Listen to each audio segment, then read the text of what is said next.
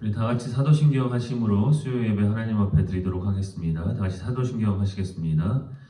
전능하사 천지를 만드신 하나님 아버지를 내가 믿사오며 그 외아들 우리 주 예수 그리스도를 믿사오니 이는 성령으로 잉태하사 동정녀 마리아에게 나시고 본디오 빌라도에게 고난을 받으사 십자가에 못 박혀 죽으시고 장사한 지 사흘 만에 죽은 자 가운데서 다시 살아나시며 하늘에 오르사 전능하신 하나님 우편에 앉아 계시다가 저리로서 산자와 죽은 자를 심판하러 오시리라. 성령을 믿사오며 거룩한 공예와 성도가 서로 교통하는 것과 죄를 사하여 주시는 것과 몸이 다시 사는 것과 영원히 사는 것을 믿사옵나이다. 아멘. 찬송가 407장 찬양하겠습니다. 찬송가 407장입니다.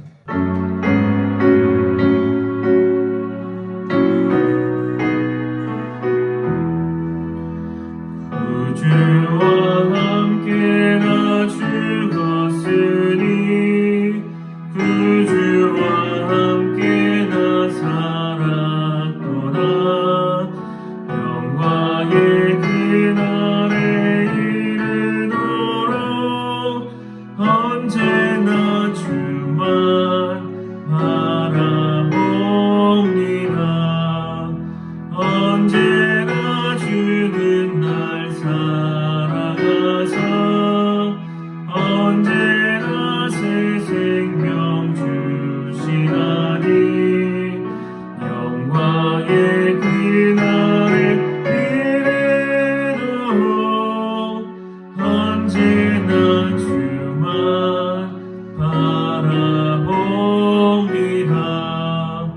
마음속에 시험을 받을 때와 무거운 근심이 있을 때에 주께도 그때도 같이 하사 언제나 나를 도와주시네. 언제나 주는 날 살아가서 언제나 새 생명 주시나니 영광의 그날을 이르도록 언제나 주만 바라봅니다. 뼈 아픈 눈물을 흘릴 때와 쓰라린 마음으로 탄식할 때 주께서 그때도 같이 하사 언제나 나를 생각하시네. 언제나 주는 날 살아가서 언제나 새 생명 주시나니 영광의 그날을 이르도록 언제나 주만 바라봅니다. 내 몸에 약함을 아시는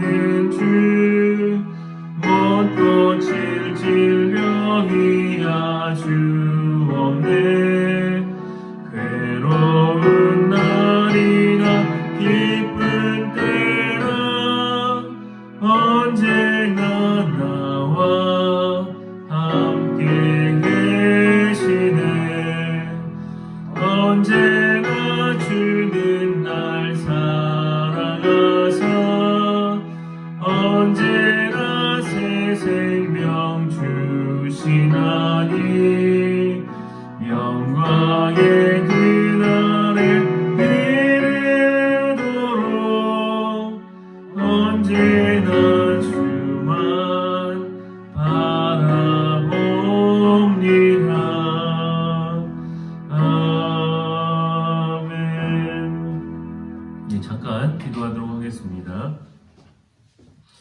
우리와 함께 하시는 주님, 지난 날들도 인도해 주시고 다시 주님 앞에서 예배하게 하심을 감사드립니다. 수없이 반복하는 나의 무수한 죄들을 오늘도 용서하시고 있는 그대로 나를 받아주시는 주님, 또한 나를 왕과 같이 귀하게 여겨주시는 주님, 귀한 은혜를 입은 저희들 날마다 새롭게 하여 주셔서 주님의 귀하신 뜻을 깨닫게 하시고 주님께서 기뻐하시고 원하시는 바를 행하며 살아가는 저희 되게 하여 주옵소서.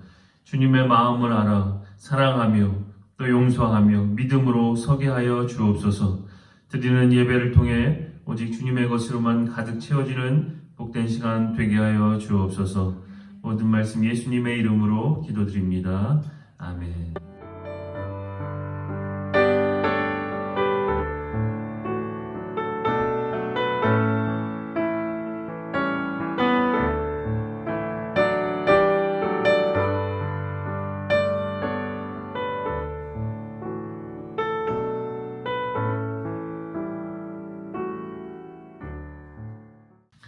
이 시간 주시는 말씀은 사도행전 3장 11절에서 16절 말씀입니다. 사도행전 3장 11절에서 16절입니다. 제가 하나님 말씀을 보도록 하겠습니다. 나은 사람이 베드로와 요한을 붙잡으니 모든 사람이 크게 놀라며 달려나아가 솔로몬의 행각이라 불리우는 행각에 모이거늘 베드로가 이것을 보고 백성에게 말하되 이스라엘 사람들아 이 일을 왜 놀랍게 여기느냐 우리 개인의 권능과 경건으로 이 사람을 걷게 한 것처럼 왜 우리를 주목하느냐 아브라함과 이삭과 야곱의 하나님 곧 우리 조상의 하나님이 그의 종 예수를 영화롭게 하셨느니라. 너희가 그를 넘겨주고 빌라도가 놓아 주기로 결의한 것을 너희가 그 앞에서 거부하였으니 너희가 거룩하고 의로운 일을 거부하고 도리어 살인한 사람을 놓아 주기를 구하여 생명의 주를 죽였도다. 그러나 하나님이 죽은 자 가운데서 그를 살리셨으니 우리가 이 일의 증인이라. 그 이름을 믿음으로 그 이름이 너희가 보고 아는 이 사람을 성하게 하였나니 예수로 말미암아 난 믿음이 너희 모든 사람 앞에서 이같이 완전히 낫게 하였느니라. 아멘. 카멜레온은 그 환경에 따라서 자신의 몸 색깔을 잘 바꾸는 동물로 그렇게 알려져 있습니다. 그런데 동물학자들이 재밌는 실험을 했습니다. 환경을 바꾸는 것이 아니라 푸른 나무에 앉아있는 그 카멜레온의 눈에 빨간 셀룰로이드 비늘을 붙여보았습니다. 그랬더니 놀랍게도 카멜레온은 분명 푸른 나무에 앉아있는데 그 색깔이 푸르게 바뀌는 것이 아니라 눈에 붙여진 그 셀룰로이드 색깔에 맞춰서 몸이 빨간색으로 변하더라는 것입니다. 그 실험 결과로 카멜레온은 환경에 따라서 몸의 색깔이 변하는 것이 아니라 그 카멜레온의 눈이 인식하는 대로 몸의 색이 자신의 그 몸색, 보호색으로 변한다는 사실이 밝혀졌습니다. 어쩌면 우리도 그 한 마리의 카멜레온과 같지 않은가. 그러니까 우리가 변하는 것이, 우리가 지금까지 변해온 것이 환경과 상황 때문이라고 우리가 느끼고 그렇게 말할 수 있지만 지금 내가 처한 현실 때문에 내가 변한 것이라 우리가 혹 생각할 수 있겠지만 사실은 그렇지 않다는 것입니다. 그러니까 사실은 나에게 일어나는 모든 일들을 해석하고 바라보는 나의 시선들, 즉 내가 어떻게 그것을 바라보고 있느냐에 따라서 변해간다는 사실입니다. 마치 카멜레온이 나무 색깔에 따라서가 아니라 눈에 비춰지는 대로 그 몸의 색이 변하는 것처럼 우리도 역시 현실과 상황 때문에, 환경 때문에 내가 이렇게 변화되어진 것이 아니라 그 현실을 바라보는 내 시각에 따라서, 내가 그것을 어떻게 바라봤느냐에 따라서 우리의 모든 것이 변하게 된다는 것입니다. 따라서 내가 어떤 것을 바라보고 있느냐, 내가 무엇을 주목하고 있느냐에 따라서 내 생각이 바뀌고 내 가치관이나 내 성격까지도 변할 수 있게 된다는 말입니다. 그러니까 우리가 보이는 것, 무엇을 보느냐. 그러니까 보이는 것에 따라서 우리 마음도 뺏기는다 라고 성경은 말합니다. 마태복음 6장 21절에서 내 보물이 있는 곳에 너의 마음이 있다 라고 이제 말을 합니다. 전철 안에서 소매치기를 하다가 경찰에게 붙잡힌 사람이 있었습니다. 그런데 경찰이 옆에 있었는데도 불구하고 그 소매치기는 경찰이 보이지가 않고 자기가 훔치기 좋은 상태에 놓여있는 그 지갑만 본 것입니다. 그러니까 경찰이 너무 어이가 없어갖고 그를 붙잡아서 말을 했습니다. 아니, 옆에 경찰이 서 있는데도 안 보였습니까? 대범한 겁니까? 멍청한 겁니까? 그랬더니 그 도둑이 하는 말이 지갑만 보이고 아무것도 안 보였습니다 라고 말을 했다고 합니다. 오늘 본문 사건 이전에 성령 충만함을 입은 사도 베드로와 요한이 제9시 기도 시간에 맞춰서 성전으로 올라가던 길에 그곳으로 가던 중에 사람들이 나면서부터 다리가 불편한 사람을 메고 오는 것을 베드로와 요한이 보게 됩니다. 그 안진뱅이는 사람들이 미문에다 내려다 주면 그곳에서 성전 안에 오고 가는 사람들에게 구걸을 하며 살았습니다. 마침 그가 그 자리에 역시 위치하게 되었을 때 베드로와 요한이 지나가게 되었고 역시 그들에게도 구걸을 하게 됩니다. 그때 베드로와 요한은 다른 구걸하는 사람들과는 달리 그 사람에게서 시선을 멈추게 되고 놀랍게도 베드로의 입에서 엄청난 선포를 하게 됩니다. 베드로가 이르되 은과 금은 내게 없거니와 내게 있는 이것을 내게 주노니 나사렛 예수 그리스도의 이름으로 일어나 걸으라 하고, 성전 미문에 앉아서 구걸하던 그 인생이 단순히 걸을 수 없었던 다리가 걸을 수 있는 다리가 된 것만 아니라 그 인생이 그 예수 그리스도의 이름으로 인해서 완전히 거듭나게 됩니다. 그리고 주변에 몰려 있었던 그 수많은 사람들이 이 안진뱅이가 걷는 것과 또 뛰어다니면서 하나님 찬양하는 그 엄청난 광경을 목도하게 됩니다. 성전 미문에 앉아있던 안진뱅이가 일어선 이 놀라운 기적의 사건을 잊고 나서 사람들은 솔로몬 행각에 모여서 이제 또 베드로와 요한이 또 무슨 일을 벌이나 하여서 베드로와 요한을 눈여겨보고 있었습니다. 마치 그들의 눈빛, 사람들이 바라보는 그 눈빛은 또 뭔가 어떤 기적을 펼칠 것인가, 마치 이색적인 쇼를 관람하는 것처럼, 그리고 이 놀라운 일들을 한 베드로와 요한이, 이 기적을 베푼 주체가 베드로와 요한으로서 마치 그들을 하나님 바라보듯 쳐다보고 있었던 것입니다. 그러니까 그런 눈빛을 알아챈 베드로와 요한이 오늘 말씀에서 이렇게 말을 합니다. 12절에 보면 베드로가 이것을 보고 백성에게 말하되 이스라엘 사람들아 이 일을 왜 놀랍게 여기느냐, 우리 개인의 권능과 경건으로 이 사람을 걷게 한 것처럼 왜 우리를 주목하느냐고 말을 합니다. 그러니까 베드로와 요한의 말 속에서는 이 사람들은 엉뚱한 것을 주목하고 있고 그들이 주목하고 있는 우리를 주목할 것이 아니라는 말을 하고 있습니다.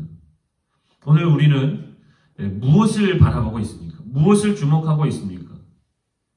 분명 우리가 오늘 이 말씀에서 보면 하나님을 바라보는 것과 하나님을 바라보도록 또 어떤 일을 통해서 이루신 그 일을 바라보는 것은 다릅니다. 궁극적인 것을 바라보는 것과 궁극으로 가는 다리를 바라보는 것은 다르다는 말입니다. 예를 들어 등산을 하다 보면 정상에 오르기 전에 올라가려고 하던 발을 멈추게 하는, 사진을 찍게 하는 그런 장소들이 있습니다. 그렇다고 정상을 목표로 해서 정상을 가려고 하는 사람이 중간에 놓인 구름다리가 너무 아름답다고 해서, 신기하다고 해서, 경치가 너무 아름답다고 한들 거기서 멈추겠습니까? 오늘 그 이적을 보고 하나님이 아닌 그 일을 행한 사람과 그 내용에 시선이 머물러 있는 이 사람들은 마치 같은 방향의 기차를 타기는 했지만 자신의 목적지까지 가지 못하고 중간에 내려버린 사람과 같습니다. 예수님께서 예수님 앞에 모인 영적으로 굶주린 수많은 무리들을 먹이십니다. 보리떡 5개와 물고기 2마리로 차고 넘치도록 그들의 굶주린 배를 채워주십니다. 그러자 놀라운 일을 경험한 무리들이 억지로 예수님을 임금으로 삼고자 예수님을 붙들려 합니다. 그들을 피하시면서 예수님께서 하신 말씀이, 예수께서 대답하여 이르시되 내가 진실로 진실로 너에게 이르노니 너희가 나를 찾는 것은 표적을 본 까닭이 아니요 떡을 먹고 배부른 까닭이로다 라고 말씀을 하십니다. 그러니까 예수님께서 오병이어의 기적을 베푸신 것은 이 모든 이 오병이어의 기적의 내용들이 우리의 생명이 떡이 되시는 예수님을 가리키는 것인데, 그 기적의 내용들 실컷 먹고 배부른 일에만 멈춰 있었던 것입니다. 우리의 신앙생활에도 이런 예가 종종 있습니다. 하나님을 위해서 하는 어떤 일, 봉사에 집중이 되어서 그 일을 통하여 결국에는 도달해야 할 하나님께 이르지를 못합니다. 우리가 찬양을 드리면서도 찬양곡이나 또 연주에 우리가 흠취가 되어서 찬양 받으실 주님을 바라보지 못하기도 합니다. 하나님을 바라보라고 손가락으로 가리키는데 하나님을 보지 않고 손가락이 이쁘다 이러고 있는 격이 되는 것입니다. 우리가 좀 더 깊이 적용해 보면 우리가 말씀을 듣고 읽고 묵상하면서 깨달음을 얻습니다. 깨달음은 우리의 사고의 지평을 열어줍니다. 그래서 책을 많이 읽는 것이 중요한 것은 우리의 사고의 지평을 열어주기 때문입니다. 그러나 우리가 많은 책을 읽는 것도 중요하겠으나 정말 인생의 기준이 되는 한 권의 책을 정말 깊이 있게 묵상하는 것, 그것이 중요하다고 봅니다. 왜냐? 우리 사고의 지평이 올바르게 열려야 하기 때문입니다. 우리가 말씀 묵상을 하는 것도 바로 그와 같은 이유입니다. 말씀이 우리를 치유하기도 하지만 무엇보다 매일의 말씀은 우리의 사고의 지평을 열어줍니다. 그런데 만일 우리가 성경을 단지 예배드리는 데 필요한 참고 도서쯤으로 우리가 생각한다면, 단언컨대 성경에서 주는 그러한 통찰을 얻으려고 우리는 더 많은 시간과 더 많은 주변의 책들을 봐야 할 것입니다. 그러나 성경을 세상의 많은 것을 바라보는 가장 맑은 창이고 가장 밝은 창으로 삼고 날마다 우리가 말씀을 묵상해 나간다면 세상의 그 어떤 지식보다도 더 많은 지식과 통찰을 얻을 수 있을 것이라 확신합니다. 성경은 결코 부족하지 않습니다. 우리가 세상을 바라보는데, 세상을 이겨나가는 데 필요한 통찰과 지혜가 다 들어가 있습니다. 다른 철학 서적들, 자기 개발서들, 소설과 에세이, 우리가 아무리 많은 책을 읽어보아도 성경의 진리에 버금갈 책은 그 어떠한 것도 없다는 것입니다. 그러니 우리가 말씀을 묵상할 때 저와 여러분에게 정말 날마다 더 깊은 통찰과 지혜와 깨달음이 있으시기를 바랍니다. 우리가 날마다 주님을 더 깊이 이해하게 되고 깊이 만나는 시간이 되시기를 바랍니다. 우리가 수많은 말씀을 들어도 변화가 없는 것은 결국 그 궁극적인 목표까지 다가가지를 못하기 때문이라고 봅니다. 좋은 말씀을 들었는 것으로 그쳐버립니다. 결국은 우리가 하나님이 누구신가, 또 하나님의 사랑이 어떠한 것인가, 결국 하나님을 만나는 데까지 우리가 가야 합니다. 하나님이 어떠한 분이십니까? 하나님은 세상에 있는 자기 사람들을 사랑하시되 끝까지 사랑하시는 하나님이시구나. 죄로 인해 온갖 부패한 나를 날마다 받으시고 용서하시는 하나님이시구나. 우리가 그 하나님을 인격적으로 만나는 데까지 가야 한다는 겁니다. 우리가 이렇게 아무리 깊은 통찰을 얻고 깨달음에 흥분되었다 하더라도 그 깨달음이라는 것이 끝이 아니고 그 깨달음으로 하나님을 바라보고 하나님을 만나는 데까지 나아가야 하는 겁니다. 그 깨달음의 끝은 바로 그 하나님을 만나는 것. 결국 그 말씀이 내 몸에 체득되는 데까지입니다. 그 하나님을 만남으로 내가 하나님 더 사랑하고 하나님을 더 깊이 바라보는 습관으로 내가 날마다 조금씩 변해가는 것. 깨달음은 바로 하나님을 바라보게 하시는 도구일 뿐 하나님은 아닌 것입니다. 오늘 솔로몬 행각에 모여있던 사람들의 실수를 오늘 우리가 또 하고 있는지도 모르겠습니다. 우리가 많은 깨달음을 갖는 것은 좋습니다. 우리가 은혜로운 삶을 살아가는 것 너무 귀합니다. 그러나 그 은혜로운 말씀에 대한 통찰 깨달음이 마치 운동선수들이 그 한 동작이 내 생각, 내 깨달음을 넘어 내 몸에 체득될 때까지 그렇게 반복하고 반복하여서 결국 그것이 내 생각보다 앞서서 내 몸이 반응할 수 있도록 해야 합니다. 이것이 우리가 지금 여전히 부족한 부분이 아닌가. 탁구를 처음 배우시는 분이 공을 받아치는 법을 배웁니다. 처음엔 어려웠는데 어느 순간 이거 이렇게 해야 되는 거구나. 감이 오더라고 합니다.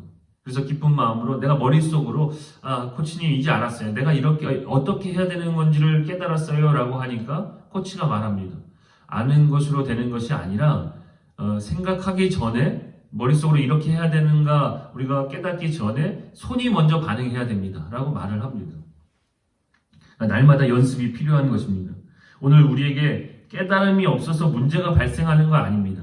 깨달음이 없어서 날마다 똑같은 문제에 넘어지는 것이 아닙니다. 오히려 깨달음, 우리가 통찰할 기회는 너무나 많습니다. 많은 수없는 말씀을 우리는 듣습니다. 그러나 그 깨달음이, 그 통찰이 내 몸에 근육이 되기까지 그것이 어려운 것입니다. 자연스러운 내 인격이 되고 내 삶의 모습이 되기까지 우리는 하나님 앞에 날마다 나아가는 데까지 부단히 우리는 연습을 해야 하는 것입니다. 우리가 거기까지 나아가야 됩니다. 오늘 하나님께서 이렇게 말씀을 하시는 겁니다. 하나님에 관한 것을 아는 것에 만족하지 말고 나를 바라봐라. 하나님에 관한 일을 하지 말고 나를 바라보는 일을 해라. 하나님께 나아가는 길을 연구하지 말고 그 길을 가라. 하나님 앞에 서는 방법에만 머물지 말고 하나님 앞에 서 있으라. 어떤 비바람이 불고 근심과 걱정의 폭풍이 몰아쳐도 그렇게 가라.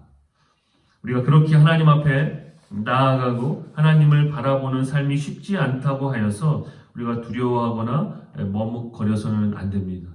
마치 자전거 배울 때 얼마간은 넘어져야 하는 것처럼 그 균형을 머릿속으로가 아니라 내 몸이 잡을 때까지 넘어지는 것, 흔들리는 것을 우리는 두려워하지 말아야겠습니다. 우리는 결국은 이 길을 가야 하는 사람들이고 가야 할 사람들입니다. 주님을 사랑하고 주님과 함께하고 싶어하는 사람들이라면 우리는 날마다 늘 하나님만 바라보고 하나님 앞에 서는 우리 존재가 되어야겠습니다. 우리가 무엇을 주목해야겠습니까? 무엇을 늘 바라봐야겠습니까? 고린도후서 4장 18절 말씀처럼 우리가 주목하는 것은 보이는 것이 아니요 보이지 않는 것이니 보이는 것은 잠깐이요 보이지 않는 것은 영원함이라 하셨습니다.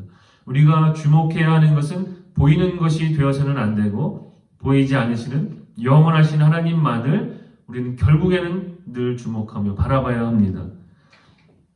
사도행전 말씀에 보면 사도행전 7장에 저희가 이 말을 듣고 마음에 찔려 저를 향하여 이를 갈거늘 스데반이 성령이 충만하여 하늘을 우러러 주목하여 하나님의 영광과 및 예수께서 하나님 우편에 서신 것을 보고 말하되 보라 하늘이 열리고 인자가 하나님 우편에 서신 것을 보노라. 이 말씀은 스데반 집사가 죽는 장면입니다. 이 세상에서 도저히 끄집어낼 수 없는, 세상으로 끄집어낼 수 없는 사람, 그 눈에는 오직 하나님밖에 없어서 주님의 영광과 보좌 우편에 앉으신 주님의 날 오라 부르시는 손짓만 바라보는 사람. 그래서 그 손짓밖에 주님밖에 보이지 않아서 이 땅에서의 조롱과 모욕과 죽음까지도 두렵지 않았던 사람. 어떻게 보면 참 미련한 사람일 수 있겠습니다. 이 세상의 참으로는 깨뜨릴 수 없는 사람. 그 몸은 성령의 충만함을 입고 있어서 주님의 말씀과 그 말씀의 감동 속에서 주님의 얼굴만 바라보고 있어서 이 땅에서는 날아오는 그 어떠한 차가운 시선과 냉대에도 천사의 얼굴로 웃을 수 있었던 사람. 참 무던한 사람입니다. 이 세상의 무덤으로는 묻을 수 없었던 큰 사람. 그 입술은 주님의 입술을 닮아서 하나님이 주신 말씀과 그가 고백해왔던 신앙의 담대함으로 순전하게 나아가서 결국 자신이 죽어야 하는 그 순교의 길이 자신의 인생의 마침표가 되게 한 사람. 그 누구도 건드릴 수 없고 감당할 수 없는 충만한 죽음을 받아들인 사람. 우리가 스데반 집사와 같이 우리가 어떠한 가운데에서도 정말 극심한 그러한 상황에 놓인다 할지라도 하나님만 바라보시는 저와 여러분 되시기를 바랍니다. 하나님께서도 눈동자와 같이 지켜보고 계시고 나를 주목해서 보고 계십니다. 우리도 그래야겠습니다. 다시 하나님을 바라보기를 시작하고 오늘 나의 깨달음의 지평을 열어서 우리가 그것으로만 멈추는 것이 아니라 깨달은 것으로 만족하는 것이 아니라 더 깊이 내 몸이 하나님께 반응하고 하나님을 사랑하는 그런 데까지 가야 합니다. 거기까지 날마다 나아갈 때 우리에게 주시는 그 말씀은 곧 결국은 우리의 삶이 되기 시작할 것입니다. 늘 그렇게 하나님만 바라보고 하나님만 사랑하기로 결단하는 그러한 믿음의 삶을 살아가시는 저 우리 모든 성도님 되시기를 바랍니다. 기도드리겠습니다. 주님, 내가 무엇을 바라보고 있는지 돌아봅니다. 우리가 하나님을 바라보는 데까지 나아가지 못하고 여전히 나의 만족과 나의 유익만을 구하고 있지는 않은지 돌아봅니다. 나의 좌우에 계신 주님, 나의 뒤에 계셔서 나와 동행하시고 또 나를 안고 계시는 주님을 저희들 바라보게 하여 주옵소서. 주어지는 날들도 눈동자와 같이 지켜보시고 나를 주목하고 계시는 주님의 시선과 주님만 바라보는 나의 시선이 맞닿아서 그렇게들 주님 사랑하는 기 가운데 기쁨과 감사가 넘치는 믿음의 삶을 살아가는 저희 되게 하여 주옵소서. 수많은 어려움 가운데 살아가는 저희들 바라보고 계시고 긍휼히 여기시는 주님 안에서 힘을 얻고 늘 승리하는 주의 자녀 되게 하여 주옵소서. 모든 말씀 예수님의 이름으로 기도드립니다. 아멘. 우리 이 시간 찬양하실 때에 오늘 말씀을 기억하시면서 오늘 우리가 스데반 집사와 같이 우리가 엉뚱한 거 바라보지 말고 우리가 오직 주님만 바라보기로 하나님만 바라보고 하나님만 주목하여 바라보는 그런 내가 될 수 있기를 우리 고백하시면서 같이 찬양하겠습니다. 괴로울 때 주님의 얼굴 보라 찬양합니다.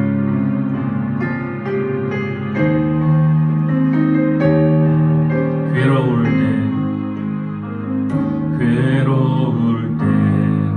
주님의 얼굴 보라 평화의 주님 바라보아라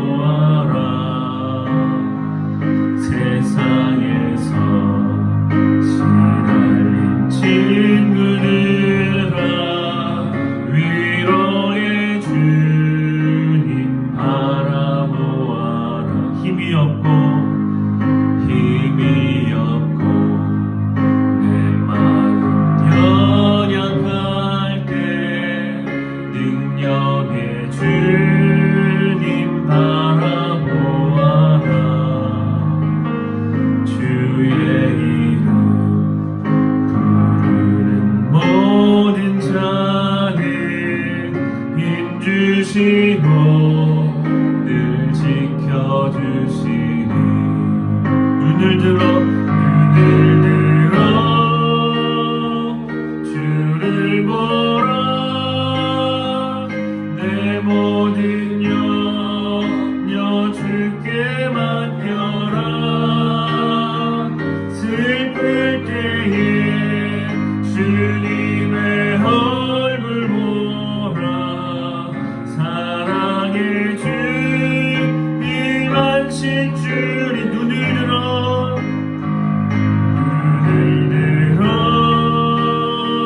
주를 보라 내 모든 염려 주께 맡겨라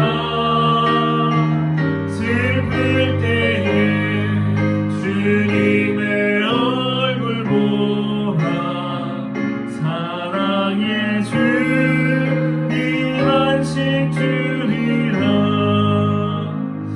날마다 눈을 들어서 주님만 바라보시고 늘 주님 주시는 늘 은혜 가운데 승리하시는 귀한 성도님 다 되시기 바랍니다. 우리 주님 가르쳐 주신 기도로 예배를 마치겠습니다. 하늘에 계신 우리 아버지여 이름이 거룩히 여김을 받으시오며 나라가 임하옵시며 뜻이 하늘에서 이루어진 것 같이 땅에서도 이루어지이다. 오늘날 우리에게 일용할 양식을 주옵시고 우리가 우리에게 죄 지은 자를 사하여 준 것 같이 우리 죄를 사하여 주옵시고 우리를 시험에 들게 하지 마시옵고 다만 악에서 구하옵소서. 대개 나라와 권세와 영광이 아버지께 영원히 있사옵나이다. 아멘.